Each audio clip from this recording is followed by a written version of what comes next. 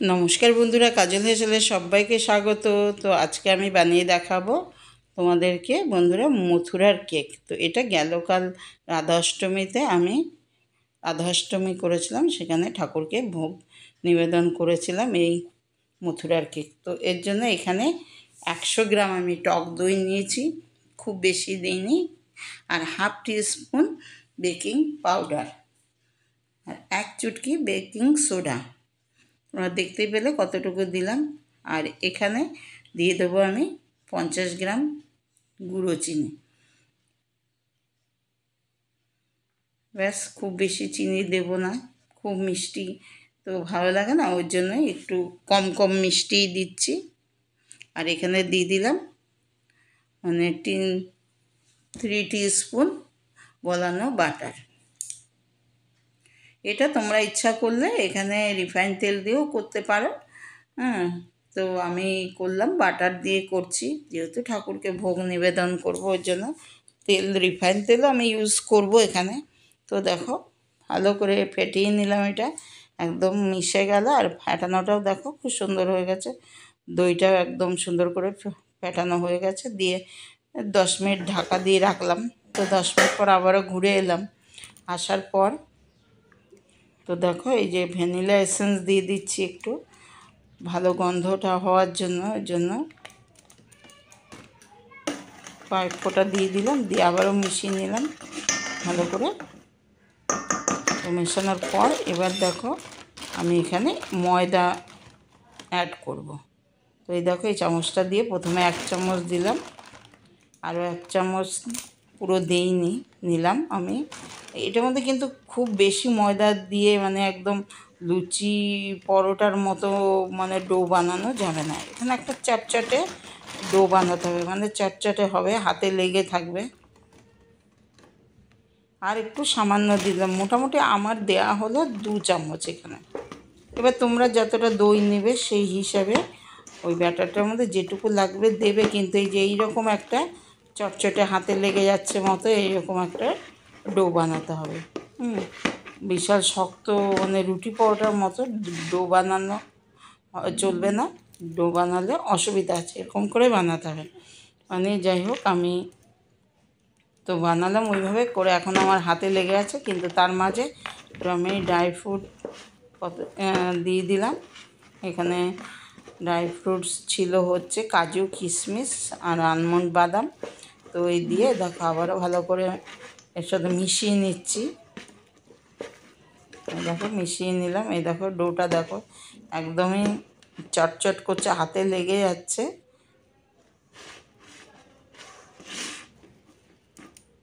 এবার এর মধ্যে একটু রিফাইন্ড তেল দিয়ে একটু মেখে রেখে দেবো ঢাকা দিয়ে।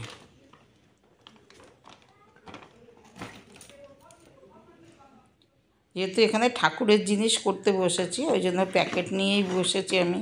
তো দেখো হাতে একটু রিফাইন্ড তেল নিয়ে এটা আর একটু মেখে রেখে দেবো, তাতে একদম মানে এতটা চ্যাটচ্যাটে অসুবিধা হবে না, বেশ একদম মসৃণ হয়ে যাবে।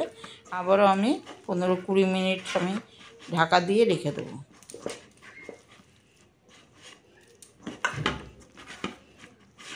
বা আধা ঘন্টা ঢাকা দিয়ে রাখলেও হবে, কারণ আমার একটু তাড়া ছিল। আমি 20 মিনিট পর্যন্ত মতো ঢাকা দিয়ে রেখে আমি অন্য কাজ করছিলাম, দিয়ে তারপরে এসে আবার ঢাকাটা খুলে নিয়েছি। এই যে ঢাকা দিয়ে রেখে দিলাম। তো দেখো আবার 20 মিনিট পর এলাম। এই দেখো, এবার আমি বানিয়ে নেব অল্প অল্প করে লেচি মতো নিয়ে। এই দেখো, আরও ছোটো করে নিলেও কোনো ব্যাপার না, এটা ভাজার সময় ভাজলে অনেকটাই ফুলে বড় হয়ে যাবে।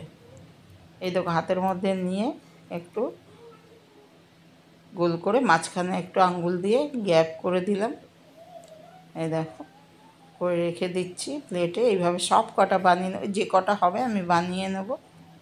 প্রথমে একটা লেচির মতো হাতে গোল্লা করে নিয়ে তারপরে এই দেখো মাঝখানে একটা আঙ্গুল দিয়ে জালি বানিয়ে দিয়ে তারপরে এবার ধরে ধরে এটাকে ঠিক করব।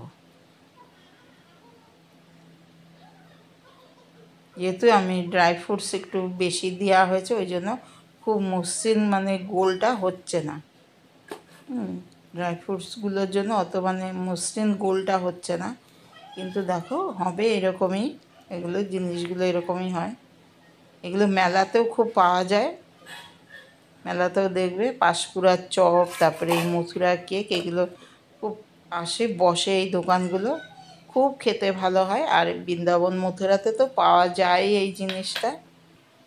আমি সে দুটো জায়গায় আমি খেয়ে দেখেছি, খুব সুস্বাদু হয়। আর এটা ব্যাস রাধা অষ্টমী বলেই, এটা রাধা অষ্টমী, জন্মাষ্টমী সব কিছুতেই ভোগ নিবেদন করা যায়, ওই জন্যই রাধা অষ্টমী ছিল গেল কাল আমার বাড়িতে, তাই আমি বানিয়েছিলাম। তাই তোমাদের সাথে আজকে এটা শেয়ার করছি। গেল কাল তো পুজো টুজো ছিল, জন্য গেল কাল আর শেয়ার করিনি। পুজো করার আগে মানে ঠাকুরকে ভোগ নিবেদন করার আগে তো দেখানোটা ঠিক হবে না, ওই জন্য কালকে দেখাইনি, আজ তোমাদেরকে দেখাচ্ছি। তো দেখতে থাকো বন্ধুরা, ঠিক যদি ঘরে ইচ্ছা হয় করে খাবার বা ঠাকুরকে ভোগের নিবেদন করার জন্য ইচ্ছা হলে ঠিক এইভাবে করো, দেখবা খুব সুন্দর হবে। দেখতেও সুন্দর হয়, খেতেও সুন্দর হয়। তো দেখো ভাজা হচ্ছে, এক পিঠ হয়ে গেলে আবার উল্টে দেবো। তো বন্ধুরা, আমার আজকের এই মানে কি বলবো, মথুরার কেক এখনও কমপ্লিট হয়নি। তোমরা দেখতে থাকো, দেখে বলবে তোমাদের কেমন লাগলো। যদি ভালো লাগে তাহলে একটা লাইক দিও, আর পুরো রেসিপিটা দেখার অনুরোধ রইল। আর এক কাজ করবে, বন্ধুবান্ধবদের মধ্যে অনেক অনেক শেয়ার করে দেবে। আর আমার চ্যানেলে কেউ নতুন বন্ধু এলে চ্যানেলটিকে সাবস্ক্রাইব করার অনুরোধ রইল। পাশে থাকা বেলটা অবশ্যই প্রেস করবে, তাহলে আগামী দিনে যত নিত্য নতুন রেসিপি আমি দেবো তার আপডেট সবার আগে তোমার কাছে পৌঁছে যাবে। সবার আগে তোমরা দেখতে হবে। এই দেখো আমার ভাজা হয়ে গেল, দেখো লাল লাল হয়ে গেল, ভাজা হয়ে একদম সুন্দর করে ভেজে নিলাম। এবার তুলে রেখে দেবো, দিয়ে আবারও কতগুলো ভেজে নেব ঠিক এইভাবেই।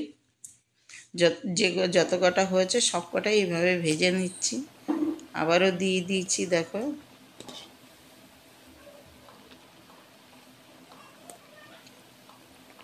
এরপরে যেগুলো ভাজি ওটা তোমাদের আর দেওয়াটা দেখালাম না, দিয়ে আবারও ভেজে নিচ্ছি ঠিক এইভাবেই। সবগুলোই এইভাবে ভেজে নিচ্ছি।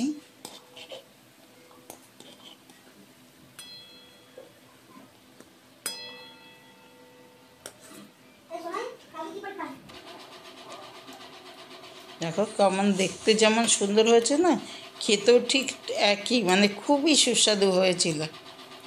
না খেয়ে দেখলে তোমরা বুঝতে পারবে না। জানি না তোমরা খেয়েছো কি না। মেলায় মেলায় তো এগুলো খুব ওঠে, সবাই তো বৃন্দাবন মথুরাতে গিয়ে খাওয়াটা সম্ভব কিনা জানি না। তো মেলাতে যে কোনো সব মেলাতেই এখন এই দোকানটা বসে। অবশ্যই তোমরা না খেয়ে থাকলে ওখানে একবার হলেও খেয়ে দেখবে মেলাতে গেলে।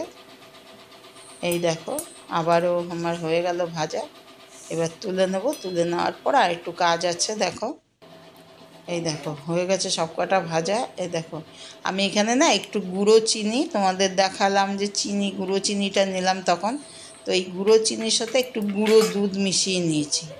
দেখো গুঁড়ো চিনি আর একটু গুঁড়ো দুধ মিশিয়ে নিয়ে এর মধ্যে দেখো কোট করে দিচ্ছি একটু একটু করে, হালকা হালকা করে। দেখো এইভাবে গুঁড়ো চিনি আর গুঁড়ো দুধটার সাথে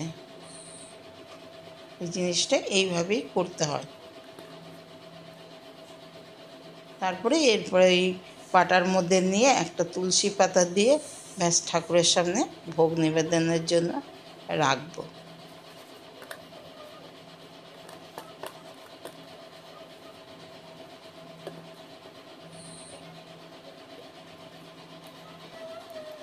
এই দেখো সব কটা হয়ে গেছে আমার, একদম গুঁড়ো চিনি আর গুঁড়ো দুধ লাগানো। ব্যাস আজ এই পর্যন্তই। তোমরা দেখার জন্য তোমাদের অনেক অনেক ধন্যবাদ।